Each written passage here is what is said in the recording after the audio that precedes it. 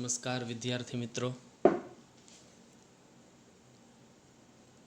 આજે આપણે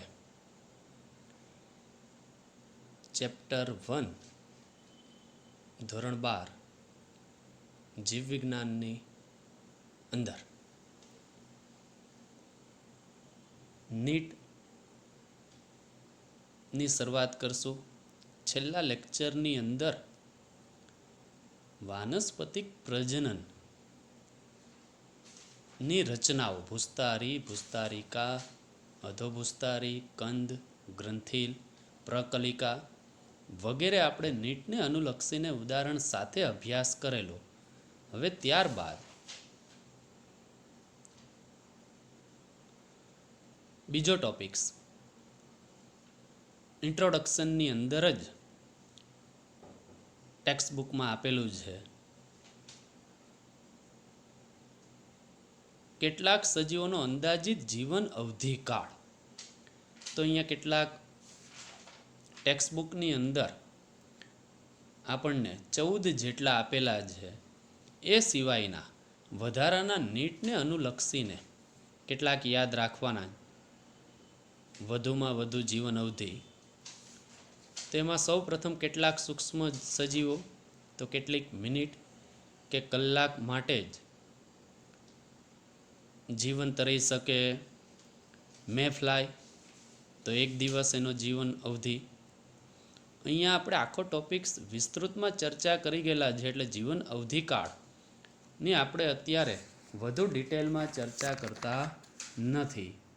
તમને ખબર જ છે કે સજીવ જન્મથી લઈ કુદરતી મૃત્યુ સુધીના દરેક સજીવનો સમયગાળો, જેને આપણે જીવનકાળ અથવા જીવન અવધિકાળ તરીકે ઓળખશું, અહીંયા આપણે એની ચર્ચા કરીએ છીએ. નીડ કિચાડા તો 1 દિવસ, પતંગિયું બટરફ્લાય 1 થી 2 અઠવાડિયા, ફળમાખી ડ્રોસોફિલા 1 મહિનો એટલે કે 15 દિવસથી 30 દિવસ સુધી, ચોખા વનસ્પતિ 4 મહિના, ડાંગરનો છોડ, ઘઉંની વનસ્પતિ 5 મહિના, ઉંદર 4 વર્ષ, ગુલાબ 10 વર્ષ. આ ટેક્સ્ટ બુકમાં આપેલું છે ગુલાબ. આગળ ચોખા વનસ્પતિ પણ ટેક્સ્ટ બુકમાં આપેલું છે, પતંગિયું પણ ટેક્સ્ટ બુકમાં આપેલું છે. સસલું 13 વર્ષ, કાગડો 15 વર્ષ, ગાય 25 વર્ષ, એ પણ ટેક્સ્ટ બુકમાં આપેલું છે. કેળાનું વૃક્ષ તો એ પણ 25 વર્ષ, એ પણ ટેક્સ્ટ બુકમાં આપેલું છે.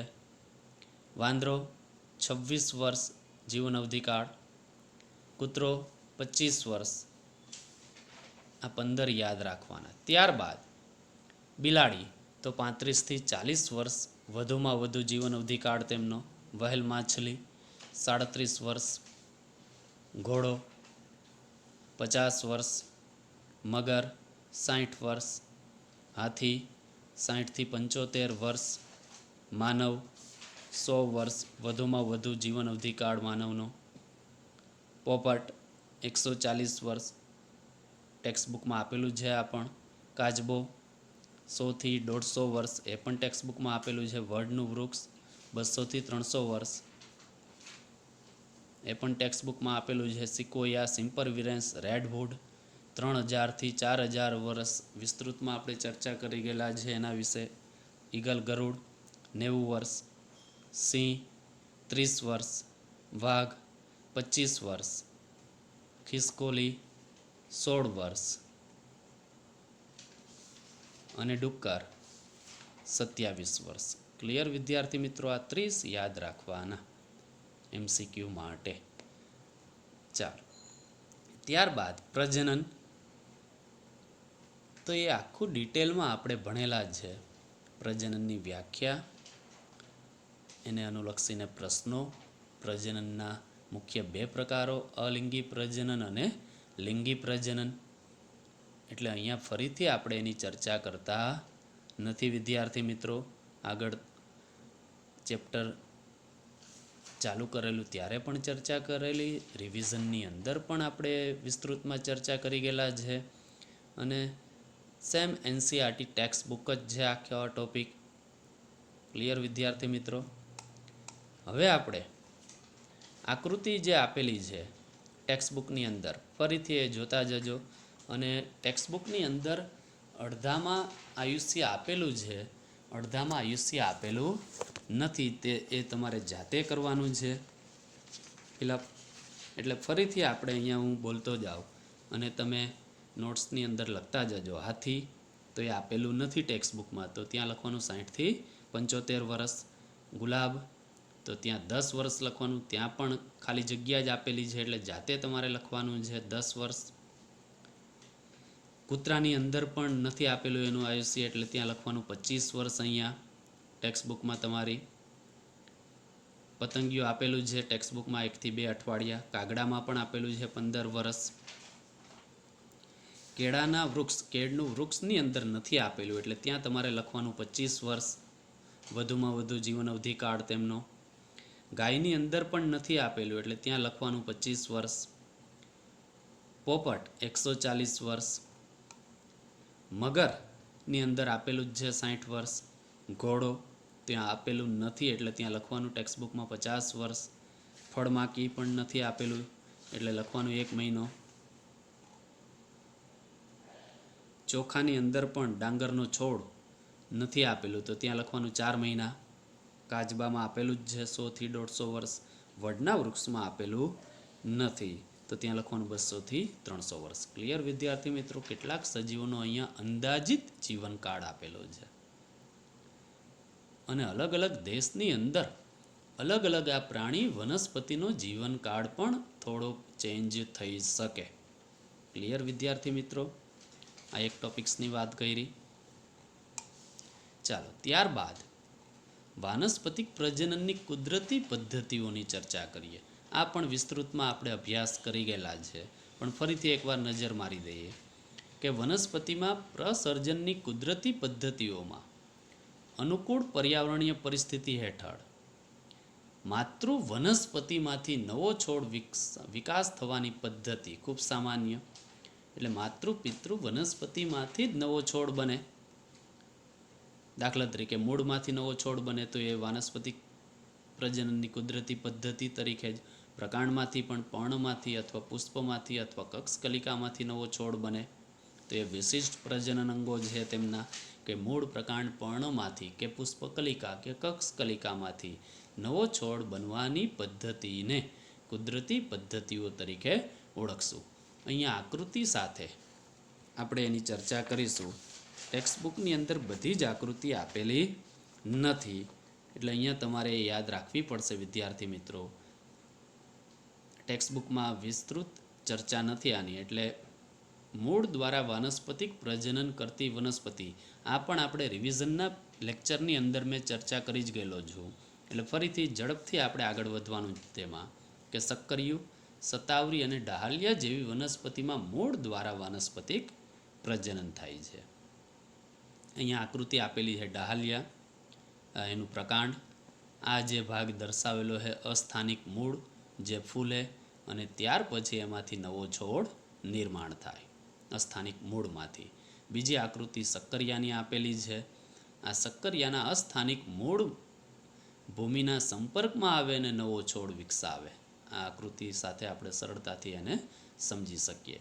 આ મૂળ દ્વારા વાનસ્પતિક પ્રજનન. 3 એક્ઝામ્પલ યાદ રાખવાના: સક્કરિયું, સતાવરી, ડાહલિયા. ચાલો બીજું, પ્રકાંડ દ્વારા વાનસ્પતિક પ્રજનન. તો આદુ, હળદર, સુરણ, બટાટા, ડુંગળી, કેળા ની અંદર પ્રકાંડ દ્વારા વાનસ્પતિક પ્રજનન થાય તો આકૃતિ ટેક્સ્ટબુકમાં આપેલી જ છે આપણને.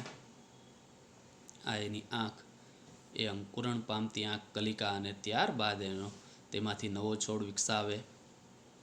અહીંયા આદુની આકૃતિ આપેલી છે ગાંઠામૂળી રાઇઝોમનું. તો આ ગાંઠ, આ કલિકાઓ વિકસે, કલિકાઓમાંથી ત્યારબાદ અસ્થાનિક મૂળ સર્જન થાય અને અસ્થાનિક મૂળમાંથી નવો છોડ નિર્માણ પામે. આ 2 આકૃતિ બંને ટેક્સ્ટબુકમાં આપેલી છે વિદ્યાર્થી મિત્રો. ક્લિયર? ત્યારબાદ ત્રીજો પ્રકાર એનો પર્ણ દ્વારા વાનસ્પતિક પ્રજનન. તો પાનભુટ્ટી બીજું નામ એનું યાદ રાખવાનું, અંગ્રેજીમાં પાનફૂટીને બ્રાયોફાઇલમ તરીકે ઓળખાય. જેવી વનસ્પતિના પર્ણોની કિનારીઓ પર કલિકાઓ વિકસે, એ કલિકામાંથી અસ્થાનિક મૂળ સર્જાય અને અસ્થાનિક મૂળ ભૂમિના સંપર્કમાં આવે એટલે નવો છોડ નિર્માણ કરે. આકૃતિ અહીંયા આપેલી છે, ટેક્સ્ટબુકમાં પણ આ આકૃતિ છે. આ જે દર્શાવેલું છે એ આગુંતક કલિકાઓ અસ્થાનિક મૂળ તરીકે ઓળખાય. ઉદાહરણ પર્ણ દ્વારા તો કે પાનફૂટી, બ્રાયોફાઇલમ. ચાલો, ત્યારબાદ પ્રકલિકા દ્વારા વાનસ્પતિક પ્રજનન. તો રામબાણમાં પુષ્પીય કલિકા દ્વારા વાનસ્પતિક પ્રજનન થશે. આકૃતિ અહીંયા આપેલી છે આપણને રામબાણની. તો રામબાણ, અબુટી કે ઓક્ઝેલિસ જેવી વનસ્પતિઓમાં પુષ્પ કલિકા દ્વારા નવો છોડ નિર્માણ થાય. પુષ્પની કલિકા ખોરાકનો સંગ્રહ કરે અને ત્યાર પછી એ પિતૃ છોડથી છૂટું પડી નવા છોડ તરીકે વિકસે. ક્લિયર વિદ્યાર્થી મિત્રો? પુષ્પ કલિકામાં રામબાણ, અબુટી. કનક ડાયોસ્કોરિયાની અંદર યાદ રાખવાનું, કક્ષ કલિકામાંથી નવા છોડનું સર્જન થાય છે, નિર્માણ થાય છે. આ પ્રકલિકા. ત્યારબાદ વાનસ્પતિક પ્રજનનની અન્ય કુદરતી પદ્ધતિઓ જે આપણે આગળ પણ ચર્ચા કરી ગયેલા છે. બુસ્તારી, ઉદાહરણ દુર્વા ઘાસ, ભીરો, હંસરાજ સ્ટ્રોબેરી, બુસ્તારિકા, જળ શૃંખલા, જળકુંભી, અધોબુસ્તારી, ફુદીનો. ક્લિયર વિદ્યાર્થી મિત્રો આ ટોપિક્સ? ચાલો, હવે આપણે ટોપિક્સની ચર્ચા કરીએ. નવા વાનસ્પતિક પ્રજનનની કૃત્રિમ પદ્ધતિઓ. કુદરતી પદ્ધતિની ચર્ચા કરી ગયેલા છે. હવે કૃત્રિમ પદ્ધતિઓ તો તમે આ પણ આગળના ધોરણની અંદર 9-10 અંદર આ ટોપિક્સની ચર્ચા કરી ગયેલા છો.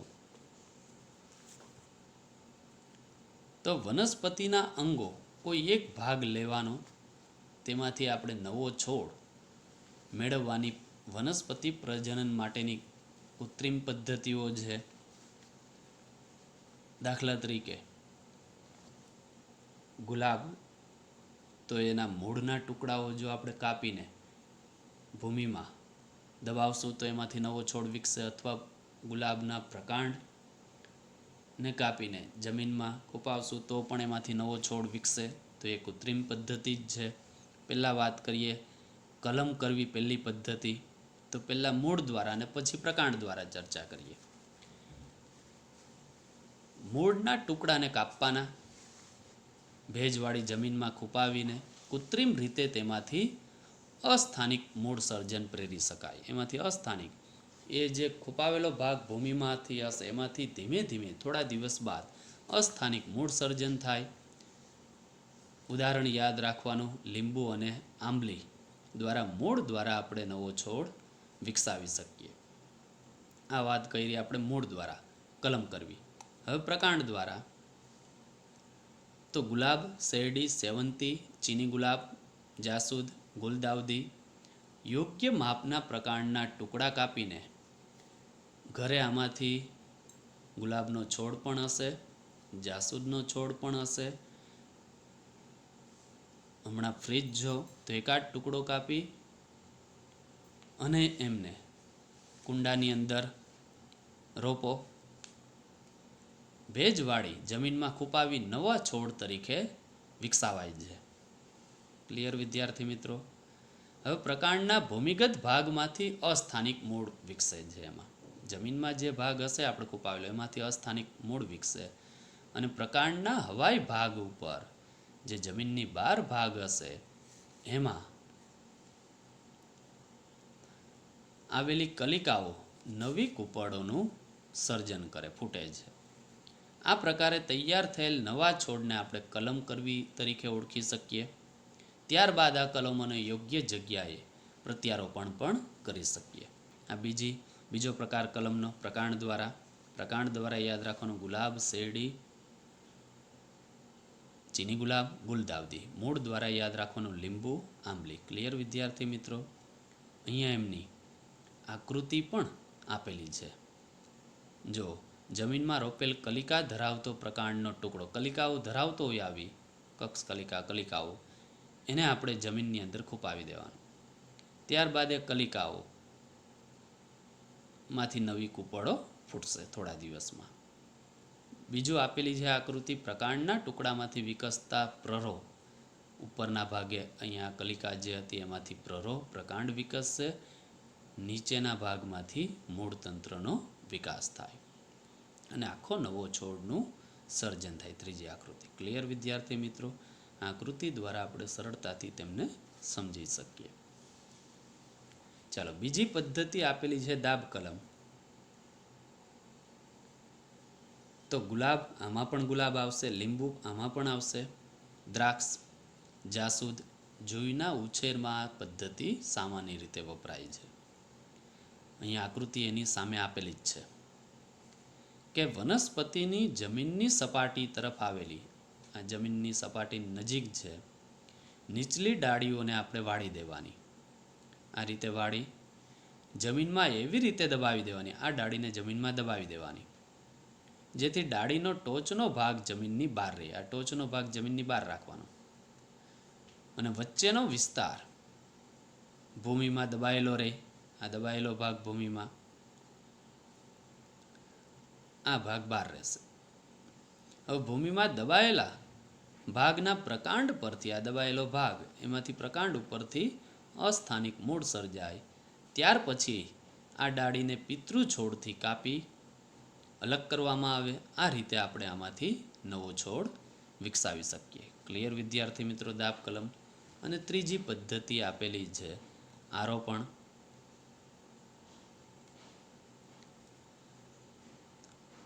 હવે જે વનસ્પતિમાં મૂળ સરળતાથી ઉત્પન્ન થતા ન હોય અથવા તો નબળું મૂળતંત્ર ધરાવતી હોય એવી વનસ્પતિમાં આરોપણ કરવામાં આવે. જે વનસ્પતિમાં મૂળતંત્ર આપણે સરળતાથી ઉત્પન્ન ન કરી શકતા હોય, આ ખાસ યાદ રાખવાનું, અથવા તો નબળું મૂળતંત્ર ધરાવતી હોય તેવી વનસ્પતિની અંદર કલમ કે દાબ કલમ નહીં પરંતુ આરોપણ પદ્ધતિ ઉપયોગ કરવામાં આવે છે. હવે આ પદ્ધતિમાં એક જ જાતિની કે બે અલગ અલગ જાતિની વનસ્પતિ વચ્ચે સંયોજન સ્થાપી શકાય. બે અલગ અલગ વનસ્પતિ અહીંયા સંયોજન થશે, સ્ટોક સાયોન. હવે બે વનસ્પતિ પેશી વચ્ચે આવું સંયોજન સ્થપાય છે. ખાસ કરીને જે વનસ્પતિ વર્ધમાન પેશી ધરાવતી હોય તેમાં આ પ્રક્રિયા વધુ સફળતાપૂર્વક પ્રેરી શકીએ આપણે. હવે બે ભાગ, સ્ટોક અને સાયોન. તો આ સ્ટોક ભાગ, તો કે જે વનસ્પતિ મુખ્ય આધાર, આ નીચેની વસ્તુ જે આધાર પૂરો પાડે એ સ્ટોક તરીકે ઓળખાય. આ ઉપરનો ભાગ જે વનસ્પતિ સ્ટોક ઉપર આરોપણ કરવામાં આવે તેને સાયોન તરીકે ઓળખાય. આ ઉપરનો ભાગ સાયોન. અહીંયા ઉચ્ચ અને ઈચ્છિત લક્ષણો ધરાવતી વનસ્પતિ સાયોન તરીકે પસંદ કરવામાં આવે. બેમાંથી સાયોન તરીકે જે આપણે ઈચ્છિત લક્ષણો જોઈતા હોય, ઉચ્ચ કક્ષાના લક્ષણો ધરાવતા હોય તેને સાયોન તરીકે પસંદ કરવાનું.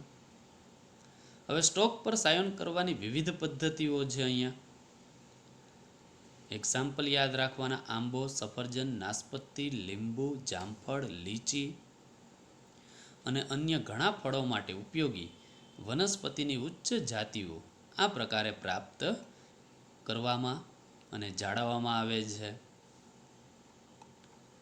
હવે બે ભાગોના જોડાણની પદ્ધતિ આધારિત આરોપણના વિવિધ પ્રકારો છે. અહીંયા બે આપેલા છે. કલિકાનું આરોપણ અહીંયા આ આકૃતિની અંદર ધીમે ધીમે અહીંયાથી નવો છોડ વિકસશે અને ફાચર આરોપણ અહીંયા આકૃતિ બીજી આપેલી છે ફાચર આરોપણની. પહેલો પ્રકાર કલિકા આરોપણ, બીજો ખૂટી આરોપણ, ત્રીજો જીવા આરોપણ, ચોથું ફાચર આરોપણ અને પાંચમું તાજ આરોપણ. ક્લિયર વિદ્યાર્થી મિત્રો? આ વાત કરી આપણે આરોપણની અંદર એક્ઝામ્પલ ખાસ યાદ રાખવાના, બે ભાગ યાદ રાખવાના અને શેના માટે આરોપણ પદ્ધતિ શ્રેષ્ઠ, તો કે જે સરળતાથી મૂળ ઉત્પન્ન ન કરી શકતી હોય એવી વનસ્પતિ અથવા તો નબળું મૂળતંત્ર ધરાવતી હોય એવી વનસ્પતિ. બે ભાગ, સ્ટોક અને સાયોન. સ્ટોક કોને કહેવાય? તો કે જે વનસ્પતિ મુખ્ય આધાર પૂરો પાડે એ સ્ટોક તરીકે ઓળખાય. અને સાયોન કોને કહેવાય? તો કે સ્ટોક પર જે વનસ્પતિનું આરોપણ કરવામાં આવે તેને સાયોન કહેવામાં આવે. એક્ઝામ્પલ યાદ રાખવાના: આંબો, સફરજન, નાશપતિ, લીંબુ, જામફળ, લીચી. ક્લિયર વિદ્યાર્થી મિત્રો?